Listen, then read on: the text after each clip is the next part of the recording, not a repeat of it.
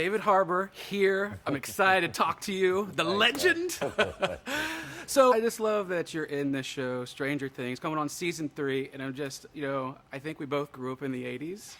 I did. I did too. Yeah, okay. And the music it takes me back. So being in the show, what were some of your the favorite bands you listened to in the 80s that you remember, or you listened to anything on set and get you into the mood? Yeah, I'm trying to think, back in the 80s, what were the bands? Because I know, all the 80s music we used in the show and stuff, but, I remember this might have been in high school, though. It might have been early 90s, but do you remember In Excess? Oh, yeah. When were they? Were they 80s? I believe so, yeah. Yeah, I was a big fan of In Excess, man. I had huge wall posters of In Excess and Paulina Porskova in a bathing suit. That was my whole room was covered with those things.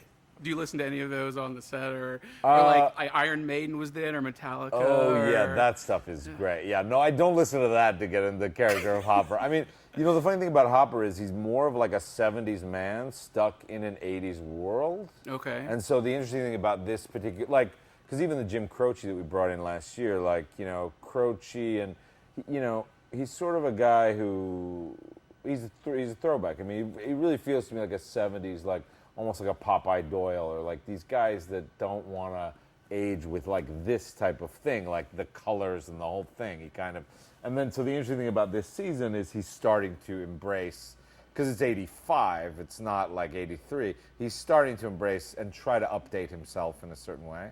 And so that was interesting to explore in that way. But in terms of inspirations, I always use more 70s type music.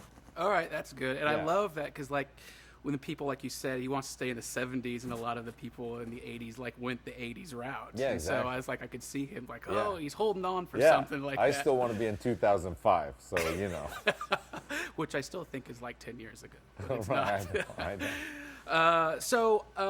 My last question for you Yeah. is, you're a big fan of film, you're a big fan of all this, you do theater and TV and film. So what are some of your favorite scenes in movies that have always stuck with you that you bring to each project?